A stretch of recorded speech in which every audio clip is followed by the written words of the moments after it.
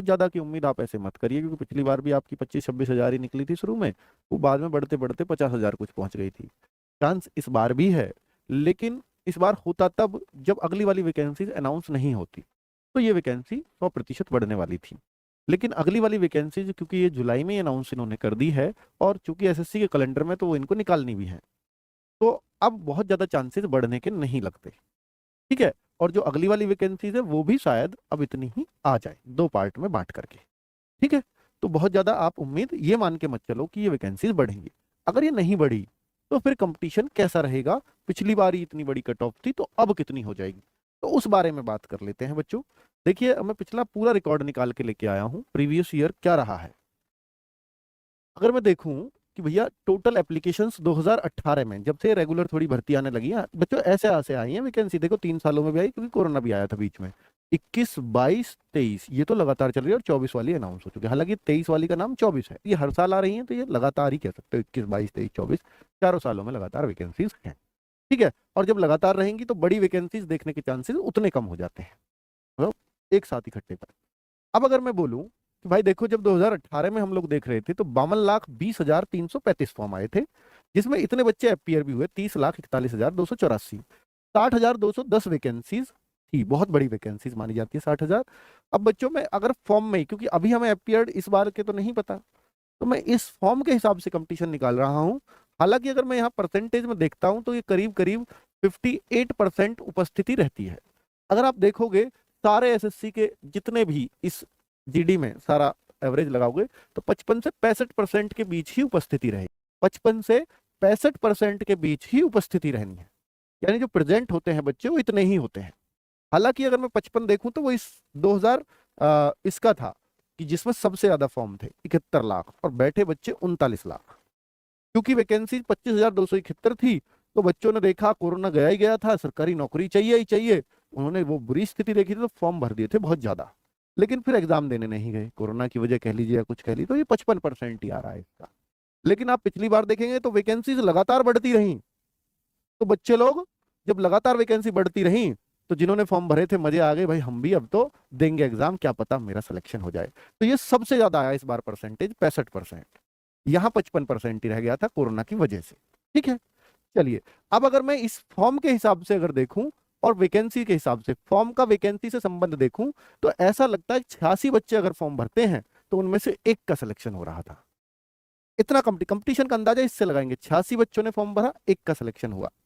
यहां पर देखो, अगर मैं फॉर्म से लगाऊं 71,66,059, लेकिन वैकेंसी मात्र 25,271 थी, तो 283 बच्चों में से एक का सिलेक्शन, जो बहुत बड़ी बात थी, बहुत बड़ी बात। 283 कि भाई इतने फॉर्म, आज तक का रिकॉर्ड है, कभी इतने फॉर्म नहीं आए। कोरोना के डर ने इतने फॉर्म, सरकारी नौकरी की जो जिज्ञासा बढ़ाई थी उसने इतने फॉर्म दिलाए थे, जबकि वैकेंसी भी ज्यादा नहीं थी। तो 283 बच्चों में से एक का सिलेक्शन, तो सबसे बड़ा अगर कंपटीशन कहूंगा तो इसको कहूंगा। 54,15,938 ये फॉर्म आए 2022 में, जिसमें 35,71,413 बच्चे बैठे, और 50,187 वैकेंसीज फाइनली हुई है, और 107 पे एक बच्चे का सिलेक्शन। 86 लोएस्ट था, 107 भी वैसा वैसा कंपटीशन। लेकिन पिछली बार बच्चों, हालांकि 2018 में भी पेपर आसान था, पर 2018 में नेगेटिव मार्किंग भी नहीं होती थी। दूसरा एक बात है कि 2018 में बच्चों के पास पढ़ने के बहुत ज्यादा साधन नहीं थे, सब अपने लोकल ऑफलाइन कोचिंग सेंटर से पढ़ते थे।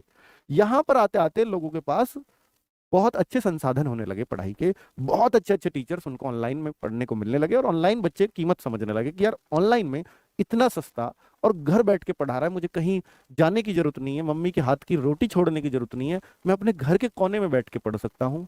तो ये बस मुझे एक शांत माहौल मिलना चाहिए। हर तरह की गाइडेंस यूट्यूब पर बहुत ही सस्ती फीस में अवेलेबल होने लगी, या तो फ्री थी या बहुत सस्ती फीस थी ऑफलाइन के मुकाबले। तो बच्चा पूरी तरह से इधर शिफ्ट कर गया, और बहुत अच्छे अच्छे टीचर से पढ़ने लगा। तो इस वजह से बच्चों कट ऑफ में अच्छा असीम उछाल देखने को मिले, जो यहाँ पे उतने नहीं थे। ठीक है। कंपटीशन भी कम था, अब यूट्यूबर ही बता रहे हैं फॉर्म भरो भरो, मैं भी बता रहा हूँ, मैं भी उनमें ही हूँ, है ना। तो देखिए, तो इसलिए फॉर्म की संख्या भी बढ़ने लगी। अब लास्ट में इस बार 43,45,000 यूपी पुलिस के फॉर्म आने से ये संख्या काफी कम हो गई है, क्योंकि यूपी से सबसे ज्यादा फॉर्म यूपी से जाता है, जनसंख्या भी यही ज्यादा है, बेरोजगारी भी है ही, जहाँ जनसंख्या वहां बेरोजगारी, भारत में तो भाई ऐसा ही है। तो 47,45,501 जो अब तक के सबसे कम फॉर्म है। पर वैकेंसी अब तक की सबसे कम नहीं है, ये उससे भी कम वैकेंसी थी, 26,146। तो 181 बच्चों पे एक का सिलेक्शन, तो बच्चा पिछली बार से तो ज्यादा है, पिछली बार से तो पिछली बार से तो ज्यादा कंपटीशन रहेगा। लेकिन अच्छी बात यह है, अगर यूपी के बच्चे इस बात को देख रहे हैं तो यूपी के बच्चों के लिए खुशखबरी यह है, क्योंकि यूपी पुलिस और एसएससी जीडी दोनों की भर्ती बिल्कुल साथ साथ है, और अब एसएससी जीडी से यूपी का बच्चा पूरी तरह से यूपी पुलिस में शिफ्ट हो चुका है। तो इस बार जो पिछली बार यूपी पुलिस की, देखो इस वाली भर्ती में राजस्थान का कट ऑफ सबसे हाई फाई था, लेकिन इस वाली में जो पिछली वाली है, यूपी का कट ऑफ सबसे हाई फाई, क्योंकि यहाँ स्टेट वाइज कट ऑफ लगता है सबसे ऊपर यूपी का। लेकिन इस बार मैं पूरी तरह से श्योर हूं कि यूपी का कट ऑफ सबसे ऊपर नहीं जाएगा, चाहे तो वो राजस्थान का जा सकता है, वो हरियाणा का जा सकता है, लेकिन यूपी का सबसे ऊपर नहीं जाने वाला इस बार, क्योंकि यूपी का बच्चा उस तरफ शिफ्ट हो चुका है। ठीक है, तो स्टेट वाइज वैकेंसी है जनरल एरिया की।